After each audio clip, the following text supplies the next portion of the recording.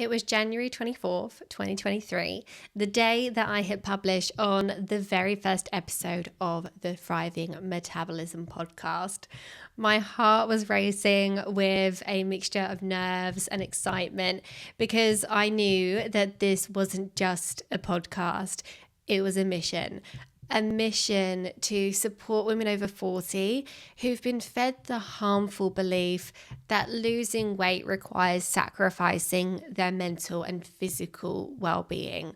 For far too long, the world has pushed the cookie cutter weight loss methods that do more harm than good, leaving countless women feeling defeated, exhausted, and often gaining even more weight in the process. And I really wanted to be the voice that challenged those narratives, that spoke the truth about our bodies and their incredible unique needs.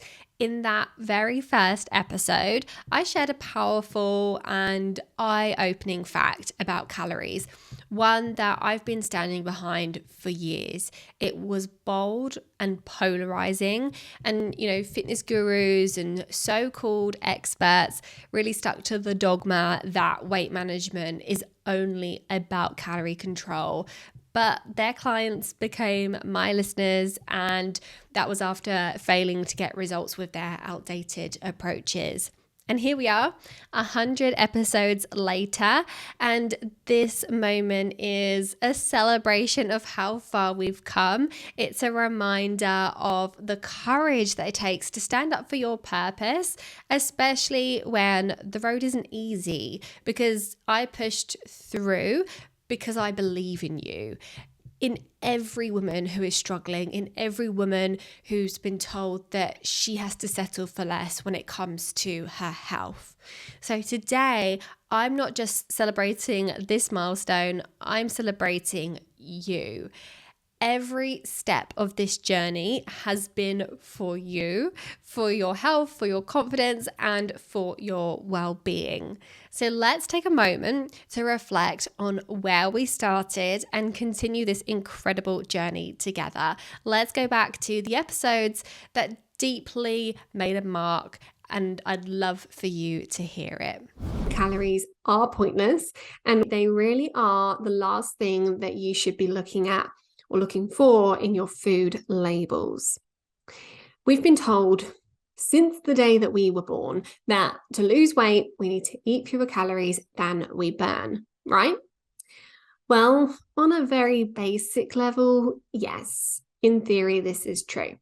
However, there is a but, and it has a capital B. Tell me this, what controls whether we're burning or storing fat? What controls the type of fuel we're using, whether we're burning fats or carbs? What controls the speed of our metabolism, the speed of our calorie burning? Well, the answer is not calories. Calories do not impact any of these things. They are simply a unit of fuel. And not all calories are equal. 100 calories from jam on toast has a very different impact on your body to 100 calories from steak. What they don't tell you is that you have control over how efficiently you burn fat or calories, and it's not through just exercising more. You have control over the speed of your metabolism. And if you speed up your metabolism and you take steps to stay in fat burning mode for as long as possible, you'll be able to lose weight without worrying about calories. So, going back to my questions about what controls the speed and efficiency of your metabolism, well, the answer is hormones. The second one that I'd like to share with you is from the second top podcast episode of all time, and that is preventing and reversing a sluggish metabolism, where I discussed how metabolic downregulation is very real and problematic. It's an outcome of weight loss diets that's also reversible and avoidable. And we have to take the right approach to achieve that. If you've previously lost weight and regained it at some point, you may well have found that each time you try and lose weight, it gets more and more difficult. So here's something you should know. What we were told is that when we eat fewer calories than we burn, our bodies have to burn fat in order to make up for that lack of fuel. But that isn't completely true. It's not quite as black and white as that. Firstly, when there's this calorie deficit, yes, the body does have to use some of its own stored energy instead of getting it all from food. However, that energy doesn't necessarily come from fat stores. In fact, initially, it's going to come from sugar stores. Most people are used to eating quite a carbohydrate heavy diet. And so your body is going to be used to using carbs or sugars as fuel instead of fat. The hormone insulin needs to be nice and low in order for us to get into fat burning mode. So using fat for fuel isn't inevitable in a calorie deficit. Now, while you're burning through your sugar stores, you're losing a fair bit of weight. And that's because glucose molecules, which is sugar, binds to water molecules when they're stored. And when you burn through your sugar stores, you lose a lot of water weight. Once your sugar stores are empty, which could take days or even weeks, depending on what you're eating, that's when you can hit a wall and feel terrible. And that's more likely to happen if you're following a lower carb approach. And that's because your body's having to adapt to using fat for fuel instead.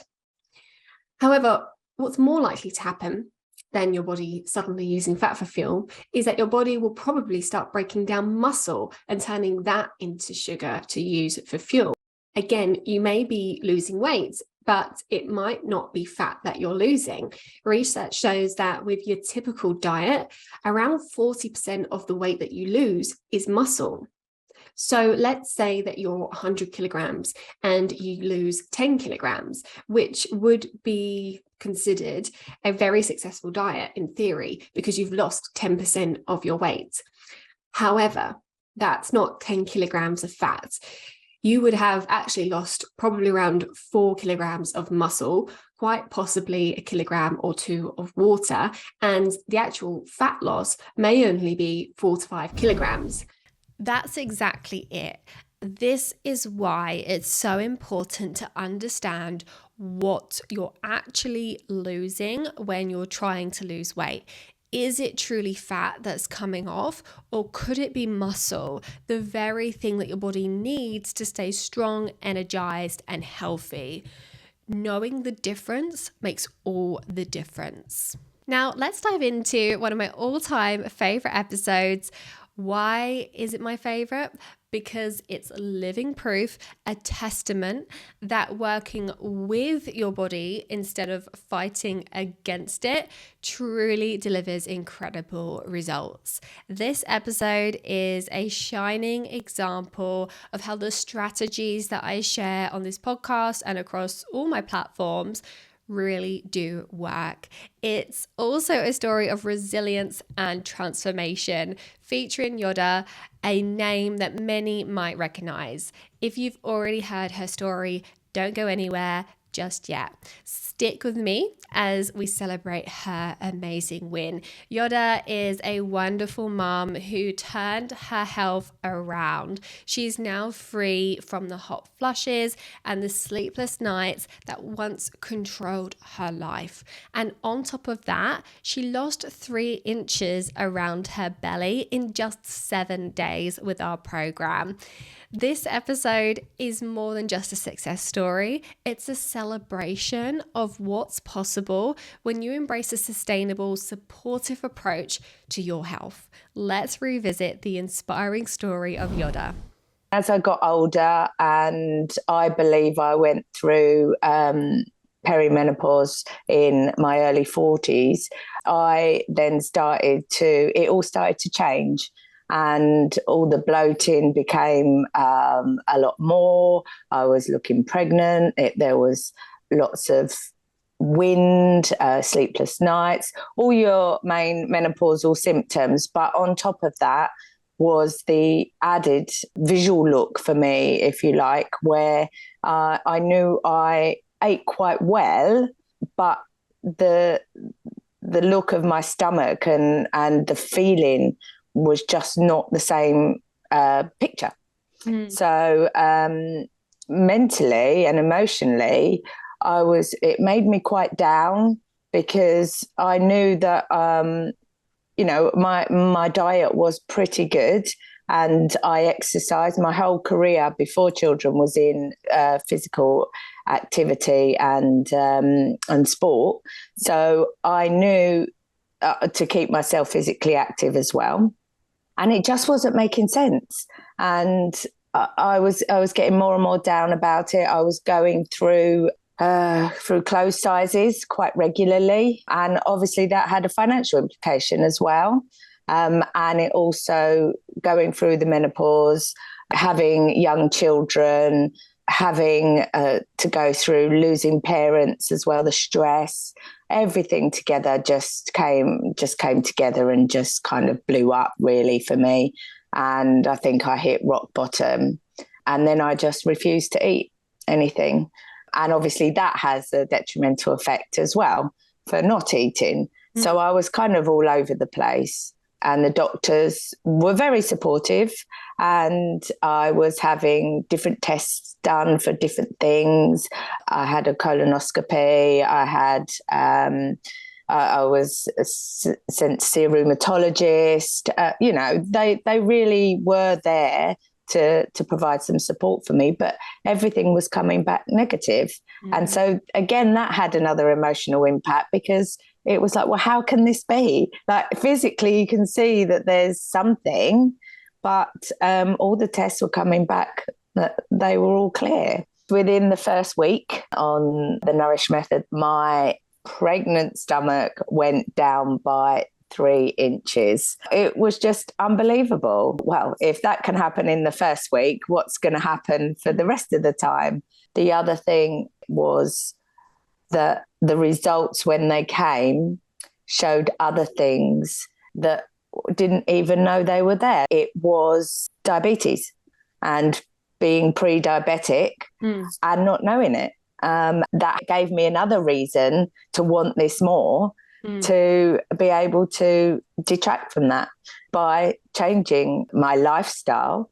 I've now completely gone away from being pre-diabetic. Day by day, I was seeing different changes, and getting a constant sleep without any awakenings, not to go to the toilet, not for hot sweats, just to have a 7 to 8 hour sleep every night was amazing. And to wake up feeling like I'd slept. I couldn't be happier every time I see our clients at their best when others are saying it's impossible. Time and time again, the ladies that come to work with me have been told that everything's normal and they just need to try harder.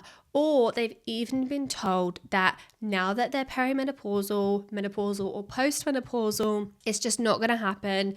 Weight gain is just part and parcel of that stage, and you've just got to put up with it. And that is so infuriating, because it just isn't true. And I've seen time and time again, not only the results that can be achieved weight-wise in a very sustainable way with a much more simple and nourishing approach, but also the complete transformation that can happen in health and well-being, both physically and mentally. Yiota is one amazing example of that. The final episode I want to celebrate in this 100th milestone is, of course, the incredible episode with Maria. It's one of our most recent releases, but today we're revisiting it because this celebration is all about honoring the wins that inspire us. Maria, 42, originally from Chile and now living in the UK for the past few years, is a story of resilience and transformation too. Through our program, she didn't just achieve her health goals, she got her life back. Let's take a moment to relive her powerful journey and celebrate how far she's come.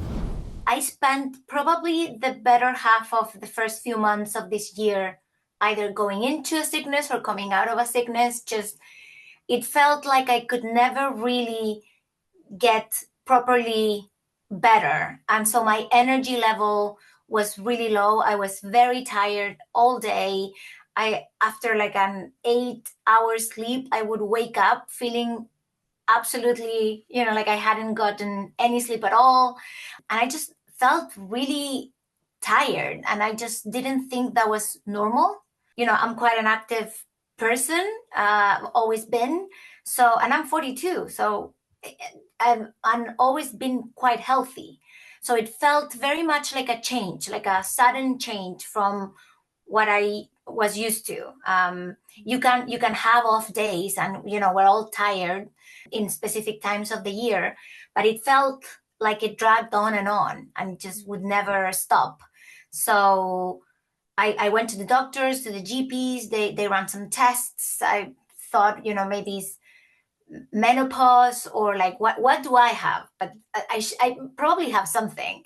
But everything turned out normal. Like all the things that they were testing for were saying I was healthy, but I didn't really feel. So once you started, what were some of the first changes that you started to experience? Well, the first thing that I noticed was that I was just a lot less bloated overall, like not just tummy or gut wise, but like hands. I just felt less bloated. And that was pretty quickly into the program, maybe like the first couple weeks. Yeah. And I've always had like a lot of like stomach issues, which is one of the reasons why I've always like stayed away from onions and garlic and anything that's too like spicy, or because I always felt like those were the things that made me feel bad after a meal. I've now learned that's not the case, but at the time, that's what I thought. So I started to realize that I could eat a lot more things without feeling bad. So I think that's the first thing that I really kind of noticed. And then I think if I look back, I realized I haven't had a headache in weeks, a month and a half into the program, maybe 2, where I just realized, and it also kind of coincided with the summer. So like the longer days before the program, honestly, 5 p.m. and I was done. Like I was ready to just go to bed. And then I realized as I went through the program that I just 7, 8, 9 p.m. and I was okay. I could watch a movie. I could have a date night with my husband. I could get together with some friends, and I wasn't feeling like I was just dragging my body to the next thing. So yeah, I would say probably between like the first couple months, you start to see all the changes. And then as you move forward into the program, you realize that it's not a one-off. Like it's wow, this is sticking, which is great. Together, we've come so far. I've witnessed countless women face the same struggles and frustrations, but this 100th episode serves as a powerful reminder: never give up. It's proof that you too deserve to be celebrated at every stage of life, especially in this mid stage of life. And as always, I'm here to encourage you to take that first step. So head over to bit.ly/reignite40 and grab your copy of my ebook. Inside, you'll find proven science-backed tips to help you feel vibrant, confident, and like your best self at 40 and beyond. Thank you for all your support. We're committed to continuing this journey, bringing hope and transforming the lives of women who deserve to feel incredible at every stage of life. Again, the link is bit.ly/reignite40, or click the link in the show notes to get started. Let's keep thriving together.